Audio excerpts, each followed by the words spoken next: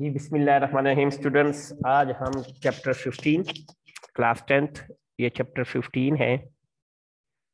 ठीक है, this is chapter 15 class 10th। ठीक है, उसका बड़ा इंपॉर्टेंट सा एक टॉपिक आज हमने स्टार्ट करना है। ठीक है, इसको हम लोग एमसीक्यूज कहेंगे। ठीक है, ये क्लास 10 की एमसीक्यूज हैं, चैप्टर 10। ठीक है, क्लास अगर हम ये देखें तो इसको ये क्लास 10th का है। ठीक है बेटा, ये भी याद रखना, चैप्टर 15 है और चैप्टर का नाम वाटर है। ठीक है, अगर हम चैप्टर का नाम भी देख ले तो उसका नाम वाटर है। बेटा पहला एमसीक्यू है कि the percentage of sodium chloride in sea water. Sodium chloride आपको पता है जिसको NaCl कहते हैं। ठीक है, that is called NaCl sodium chloride. और सी वाटर, समंदर में सोडियम क्लोराइड कितना होता है बेटा? तो इसका ऑप्शन जो है ना आपके पास देखो 0.02%, ये बहुत ही कम है। 97% बहुत ज्यादा है। 2% और 3% में, यानी 3.4 में हमें डाउट है। ये पहले दो तो है ही नहीं है। ठीक है, तो जो करेक्ट आंसर है दैट इज 3.4%। ठीक है, ये सोडियम क्लोराइड यानी सी सोडियम क्लोराइड समंदर में या सी वाटर में इसका जो लेवल होता है, इसकी जो परसेंटेज होती है वो 3.4% होती है। ठीक है बेटा, तो पहला एमसीक्यूज तो हमारा मेरे ख्याल में हो गया, मुश्किल ही नहीं है। ठीक है बेटा, ये this is the first MCQs. Now come to the second बेटा, the density of water is maximum at 0 centigrade, 100 centigrade, 4 centigrade या -4 सेंटीग्रेड। ओके बेटा, तो देखो आपको पता है 0 सेंटीग्रेड पर डेंसिटी, तो इसकी जारी बात है पानी की तो 0 सेंटीग्रेड पे है ही नहीं, हमने देखना ही नहीं है। 100 बहुत ज्यादा है टेम्परेचर है। तो वाटर क्योंकि एक यूनिक सा सब्सटेंस है यहाँ पे, इसमें इसकी जो परसेंटेज है ना, सॉरी जो डेंसिटी इसकी है और 4 सेंटीग्रेड पर मैक्सिमम होती है, उसके बाद ये कम हो जाता है। ठीक है बेटा, तो दो ऑप्शन जो है ना हमने क्लियर कर दिए। ठीक है, अब हम आएंगे थर्ड वन पे, which salt does not cause water to become hard. ठीक है, अब काफी है, जैसे ये कैल्शियम हाइड्रोजन कार्बोनेट जिसको CaHCO3 कहते हैं, ये कैल्शियम हाइड्रोजन कार्बोनेट है। मैग्नीशियम हाइड्रोजन कार्बोनेट यानी ये MgHCO3। ठीक है बेटा, और मैग्नीशियम सल्फेट यानी MgSO4। और आखिर में क्या है? NaCl sodium chloride. ये तो चारे ये मैंने फार्मूले लिख दिए आपको। ठीक है, इसका मतलब ये हुआ कि कैल्शियम, और इसमें देखो ये वाले जो है ना, ये तो आपको पता है बाइकार्बोनेट है, कैल्शियम हाइड्रोजन कार्बोनेट और मैग्नीशियम हाइड्रोजन कार्बोनेट। ये तो हार्ड में तो इसका ताल्लुक ही नहीं है। ठीक है, अब हार्ड में ये दोनों ही है, तो आपको पता है मैग्नीशियम जो है ना ये थोड़ा हार्ड बना देता है।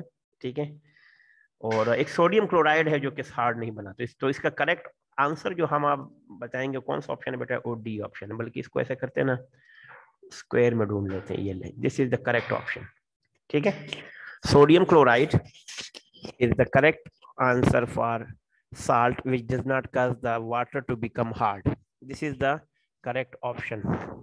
तो इसका मतलब ये है कि हमारे पास ये एमसीक्यू भी क्लियर हो गया। ठीक है, now come to the fourth MCQ, which salt causes temporary hardness in water. ठीक है, अब जब टेम्पररी हार्डनेस की बात होगी ना, तो मैंने आपको क्या कहा था कि उसमें देखिए ये वाली, ये जो है ना ये टेम्पररी हार्डनेस के लिए होता है। ठीक है, और ये जो है ना परमानेंट के लिए होता है। अब देखो मैग्नीशियम सल्फेट MgSO4 ये परमानेंट के लिए होता है। ठीक है बेटा, कैल्शियम सल्फेट भी आपको पता है ये S कैपिटल है। ठीक है, कैल्शियम सल्फेट। इस तरह मैग्नीशियम यानी ये दोनों भी, यहाँ कहते ये दोनों भी है जी, तो ये तो हमें करना ही नहीं है। ठीक है, इसी तरह अगर हम फोर्थ वन देखें मैग्नीशियम हाइड्रोजन, तो एक ही आ जाएगा, दैट इज MgHCO3। हमने यहीं पे डिस्कस कर लिया था कि ये टेम्पररी हार्डनेस ऑफ वाटर को रिप्रेजेंट करता है। ठीक है बेटा, टेम्पररी। तो यहाँ पे हमारे पास जो करेक्ट ऑप्शन है दैट इज डी।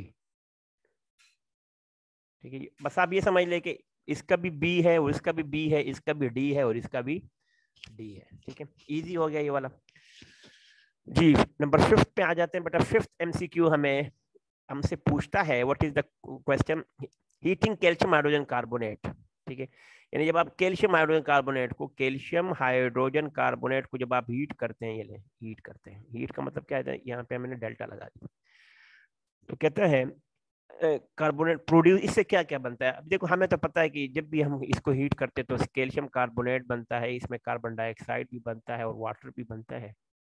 तो ऑप्शन हमारे पास कौन कौन से हैं देखिए, कार्बन डाइऑक्साइड बिल्कुल पैदा होता है, कैल्शियम कार्बोनेट भी प्रोड्यूस होता है, वाटर भी पैदा होता है। इसका मतलब है कि ऑल ऑफ दीज वाला ऑप्शन सबसे बेस्ट है हमारे पास। तो इसका आंसर क्या होगा? All of these.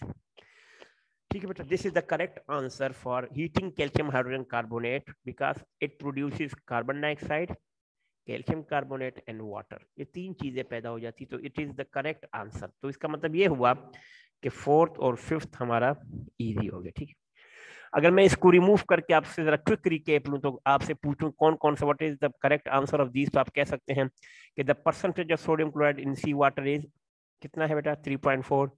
और the density of water is maximum 8। और जी वेरी गुड बेटा। और इस तरह थर्ड पे कौन सा होगा? विच सोडियम क्लोराइड, जी बिल्कुल, सोडियम क्लोराइड, वेरी गुड। और which magnesium temperature hardness, hydrogen, very, magnesium hydrogen carbonate. और आखिरी वाला क्या था ऑल बेटा? Of these, all of all these. Of ये तो आपकी क्विक रिकेप हो गया। ठीक है, अभी 6 पे आते हैं बेटा। ये मैं तो रिमूव कर लेता थोड़ा सा। ठीक है बेटा, अभी इसको हम जरा 6 पे आ जाएंगे कि 6 वाला क्या कहते हैं। ठीक है जी, 6 वाला सॉरी। अच्छा बेटा, 6 पे कहता है, क्वेश्चन है, कहता है कि which of the following is not water borne disease. देखो, हेपेटाइटिस भी पानी से पैदा होता है, यू नो वेरी वेल। ठीक है, तीसरी कौन सा? टाइफाइड भी पानी की वजह से होता है। डाइसेंट्री यानी पेचिस भी इसी से पैदा होता है। तो एक ही बीमारी रह गई है, कौन सी बेटा? एनीमिया। एनीमिया जो होती है ना, इसमें ये पानी से नहीं पैदा होती, ये तो हेरिडिटरी डिजीज है ना, नस्ल दर नस्ल चलती रहती है। ठीक है ना? ओके बेटा, number 7, which human activity result in contamination of human bodies. ठीक बेटा,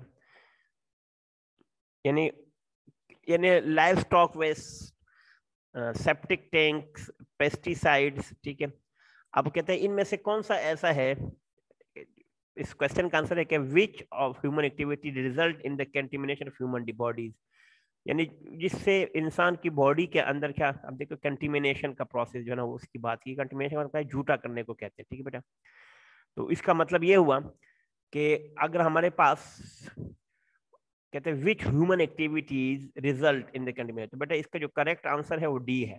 ठीक है, करेक्ट आंसर इसका क्या है बेटा? All of these. ठीक है, ये ले तमाम बीमारियां जो है ना, ये जो जितनी ह्यूमन एक्टिविटी है ना, ये इंसान ये लैब स्टॉक के वेस्ट वगैरह हो गए, सेप्टिक टैंक्स हो गए, पेस्टिसाइड्स वगैरह हो गए। आखिरी वाला है which is use to remove permanent hardness in water. तो एक ही बेटा स्लेक लैम्प, ये याद रखना। स्लेक लैम्प तो गलत हो गया ऑप्शन हमारा, क्योंकि स्लेक लैम्प तो है ही नहीं। Washing soda. जी बेटा, जाग रहे, माशाल्लाह माशाल्लाह माशाल्लाह, जजाकल्लाह। वॉशिंग सोडा, जिसका फार्मूला क्या था बेटा? Na2CO3। स्लेक लैम्प जो है ना, इसका फार्मूला है CaOH होल ट्वाइस। ठीक है, तो बड़े आसान आसान से आप MCQs मैंने आपको बता दिए। ठीक है, अगर यहीं से मैं दोबारा चेक कर लूँ तो मैं आपको दोबारा कुछ आंसर बता देता हूँ, जो रिपीट करते हुए भी आपको पता चला। इसका क्या था बेटा? सोडियम क्लोराइड था आंसर। और यहाँ पे क्या था? मैग्नीशियम हाइड्रोजन कार्बोनेट था। और इसका आंसर आपके पास क्या था? All of these. और नंबर 6 का आंसर है एनीमिया। और नंबर 7 का आंसर है ऑल ऑफ दीज। और आखिरी कौन सा है? Washing soda. तो ये आंसर जो है ना, ये क्लास 10 के आपके पास जो मैट्रिक की बुक है केमिस्ट्री की, ठीक है, जिसमें चैप्टर 15 है, चैप्टर 15। ठीक है, उसके सॉल्यूशन ऑफ MCQs हमने कर लिए। ठीक है, सॉल्यूशन ऑफ MCQs, ये ले जी। यहाँ तक कोई क्वेश्चन है बेटा तो आप पूछ सकते हैं, इजी सा है, इतना मुश्किल नहीं है। अब एक कुछ शॉर्ट क्वेश्चन पे भी आ जाते हैं। ठीक है, यहाँ तक कोई मुश्किल नहीं होना चाहिए आपके लिए। ठीक है, let's come to the short questions. अब हम थोड़े से शॉर्ट क्वेश्चन पे भी आ जाते हैं, ये मैंने सारे आपको करवा दिए। ठीक है, ठीक है बेटा, तो चलें इसी से रिलेटेड एक कुछ और भी शॉर्ट क्वेश्चन कर लेते हैं। जी बेटा, यहाँ तक कोई क्वेश्चन किसी के माइंड में आ रहा हो तो बताएं, कोई मुश्किल, कोई इशू? No question? ठीक है बेटा, चले अब ऐसे करते हैं कि कुछ शॉर्ट क्वेश्चन पे आ जाते हैं, क्योंकि शॉर्ट क्वेश्चन भी तो ज़रूरी है। ठीक है, तो मैं आपके साथ शेयर कर लेता हूँ कुछ शॉर्ट क्वेश्चन जो कि हमारे लिए ज़रूरी है बेटा। जी बेटा, क्वेश्चन है गिव शॉर्ट आंसर्स। तो ये शॉर्ट आंसर आपको पता है केमिस्ट्री के अंदर शॉर्ट आंसर की जब भी बात की जाती है तो इसका मतलब होता है कि 3 to 5 लाइन आपने करना है। ठीक है बेटा, आपने मैक्सिमम यानी 3 to 4 लाइंस में आंसर लिखना है। You need not to write more than 3 to 4 write lines, लेकिन आपने 3 to 4 लाइंस में कवर करना है। ठीक है, list the impurity present in rain water. अब रेन वाटर के अंदर क्या इम्प्यूरिटी, असल क्वेश्चन जो है ना वो रेन वाटर के बारे में, कि रेन वाटर के अंदर आपने इम्प्यूरिटीज देखनी है बस। What are the impurities present in the rain water. ठीक है, तो रेन वाटर में देखो बहुत चीज होती है। एक तो सबसे पहले ना पोल्यूटेंट्स इसके अंदर होते हैं बेटा। ठीक है, सॉइल मिट्टी होती है। ठीक है, प्लांट्स पार्ट होते हैं इसके अंदर, इंसेक्ट्स पार्ट्स होते हैं। ठीक है, बैक्टीरिया होते हैं बेटा इसके अंदर, एलजी होते हैं या एल्गा जिसको कहते हैं, और कुछ रेडियो एक्टिव मटीरियल भी इसके अंदर होते हैं, जैसे रेन स्नो जो साफ कर देते वगैरह। ठीक है, तो इसका मतलब क्या है कि ये सारी इम्प्यूरिटीज रेन वाटर में होती है। तो ये जैसे ही हाँ, अगर आपने बारिश थोड़ी देर ज्यादा हो जाती है तो उसमें ये इम्प्यूरिटी सारी खत्म हो जाती है, बैक्टीरिया, इंसेक्ट्स, पार्ट्स जितने भी वगैरह ये सब के सब, क्योंकि बारिश अपने साथ ऊपर से गिरते हुए तमाम इम्प्यूरिटीज को क्या कर लेती है, साथ साथ वॉश आउट कर लेती है। ठीक है, तभी तो आपने देखा होता है कि आफ्टर रेन जो होती है ना मौसम बहुत क्लियर हो जाता है। ठीक है, तो आपको मैंने बता दिया कौन कौन से इम्प्यूरिटीज हैं। ठीक है, आप अंडरलाइन भी कर सकते हैं, इसको याद भी कर लें। पहला क्या है बेटा कि रेन वाटर में सब क्या होते हैं, पोल्यूटेंट्स होते हैं, सोइल मिट्टी भी उसमें हो सकती है। रेन वाटर में प्लांट्स के कुछ पार्ट्स भी आ सकते हैं।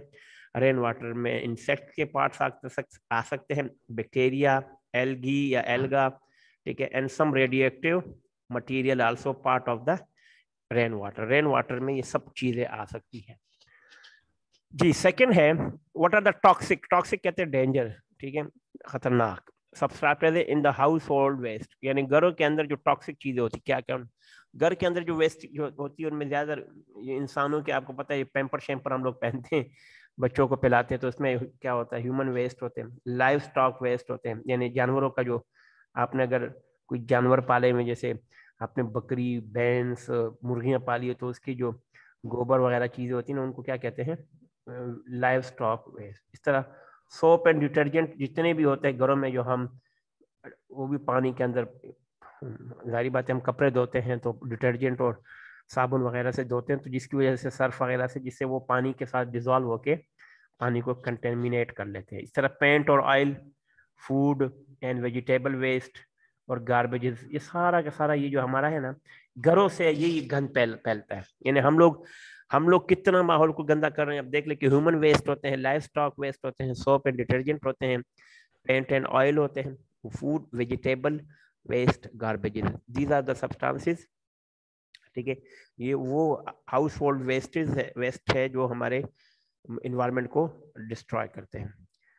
ठीक है, इजी सा है, इतना मुश्किल नहीं है। ठीक है, यहाँ तक कोई क्वेश्चन हो तो बेटा आप पूछ सकते हैं। नो क्वेश्चन, वेरी गुड जी। नेक्स्ट क्वेश्चन इसी से रिलेटेड है बेटा, आगे इसी से रिलेटेड एक नेक्स्ट क्वेश्चन है, आगे है कि यहीं पे कहता है in what ways industrial waste pollute water. जो इंडस्ट्रीज होता है ना इसका बहुत बड़ा काम होता है। ठीक है, तो इंडस्ट्रियल वेस्ट के अंदर तो सबसे पहले जो चीजें हम डिस्कस करने वाले हैं, अच्छा, इसमें बहुत टॉक्सिक कंपाउंड्स होते हैं, ये भी याद रखना। इंडस्ट्रीज में बहुत टॉक्सिक होती है जिसमें हैवी मेटल्स होते हैं। अब हैवी मेटल का मतलब क्या होता है, जिनका मोलर मास बहुत ज्यादा होता है। जैसे आपके पास ये सारे के सारे चेक कर ले बेटा, ये सारे। ठीक है, मैं इनको दोबारा देख लेता हूँ। देखो ये जो ये हैवी मेटल्स है, प्लम्बम हो गया, कैडमियम हो गया, हाइड्रोजेरियम हो गया, आर्सेनिक हो गया, बिस्मिथ हो गया। ठीक है, अच्छा इसका नाम भी देख लो, ये है ना SB, इसको कहते हैं स्टेबियम, और AS आर्सेनिक, HG हाइड्रोजेरियम, और इस तरह CD कैडमियम को कहते हैं, और PB पैलेडियम को कहते हैं। तो इसका मतलब क्या है, ये सारे इंडस्ट्रीज में इस्तेमाल होते हैं, लेकिन वहां जब वो इस्तेमाल हो जाते हैं तो ये वेस्ट कर लेते हैं। तो वेस्ट करके जब ये पानी में आते हैं, ठीक है, तो ये बड़े हेवी मेटल होते हैं।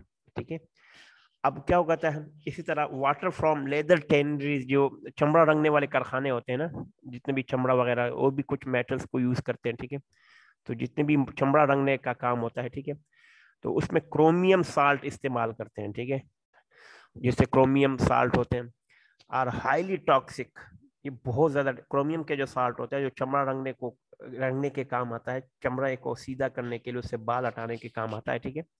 उससे क्या होता है, कैंसर काज होता है, इट काजेस कैंसर।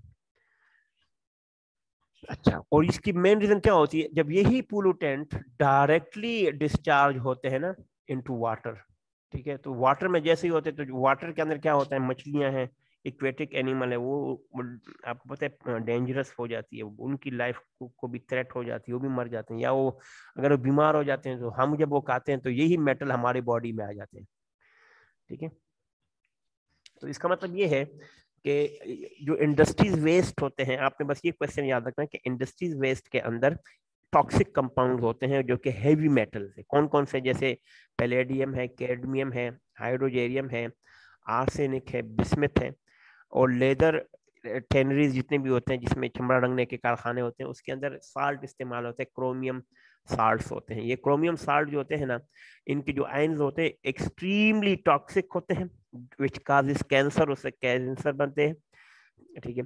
वाटर जो है ना, वो आपको पास क्या करता है, अगर पोल्यूट कब होगा, अगर यही मेटल डायरेक्टली उसके साथ डिस्चार्ज के पानी के साथ मिक्स किया जाए, तो उससे ये बीमारियां फैलती है, ठीक है जी। इसका भी आसान सा एक क्वेश्चन था, मैंने आपको बता दीजिए। नेक्स्ट वन क्वेश्चन है कि अगले क्वेश्चन है कि what is water pollution. Question तो बहुत इजी है, व्हाट इज वाटर पोल्यूशन, ठीक है। तो हम चेक कर लेते हैं वाटर पोल्यूशन बेसिकली क्या होता है। यानी वाटर पोल्यूशन कुछ भी नहीं है, तो अगर आपको नहीं है तो सिर्फ आपने ये चेक करना है कि water pollution is the contamination of water body, for example lakes, rivers, oceans, यानी जितने भी वाटर ग्राउंड पानी जो है ना, जितने भी चीजें होती है ये वाटर बॉडीज कहलाती है, इसको गंदा करना है। अब ये कब गंदा होता है, व्हेन जब वाटर पोल्यूशन जो होती है ना, ये डायरेक्ट पोल्यूटेंट्स को अगर हम डायरेक्टली डिस्चार्ज करते हैं या इनडायरेक्टली वाटर में डालते हैं, जब तक हम इसको ट्रीट ना करें, इसको सही तरीके से रिमूव इसमें से ना करें सब्सटेंसेस, अगर डायरेक्टली डाला जाए तो इससे पानी पोल्यूट हो जाता है, गंदा हो जाता है। इसका मतलब कि वाटर पोल्यूशन बेसिकली क्या होता है, water pollution is the contamination of water bodies like rivers, lake, rivers, ocean वगैरह जितने भी होते हैं, ठीक है। Water pollution occur when pollutants are discharge directly और इनडायरेक्टली, चाहे आप डायरेक्टली इसमें डालें या इनडायरेक्टली डालें पानी के अंदर, तो उसके अंदर जो लाइफ होती है, एक्वेटिक लाइफ, वो भी डिस्टर्ब हो जाती है, और उसके साथ साथ वाटर भी पोल्यूट हो जाता है, गंदा हो जाता है, ठीक है। तो बेटा आज हमने कुछ एमसीक्यूज कर लिए और कुछ हमने क्या कर लिया, इसके शॉर्ट क्वेश्चन कर लिए। यहाँ तक बेटा कोई क्वेश्चन हो तो आप पूछ सकते हैं, कोई क्वेश्चन है, एनी क्वेश्चन बेटा, ठीक है। आज के लिए हमारा इतना ही टॉपिक है बेटा, कल इंशाल्लाह मजीद इसी टॉपिक को आगे बढ़ाएंगे। अपना बहुत ज्यादा ख्याल रखिएगा। अस्सलाम वालेकुम रहमतुल्लाह।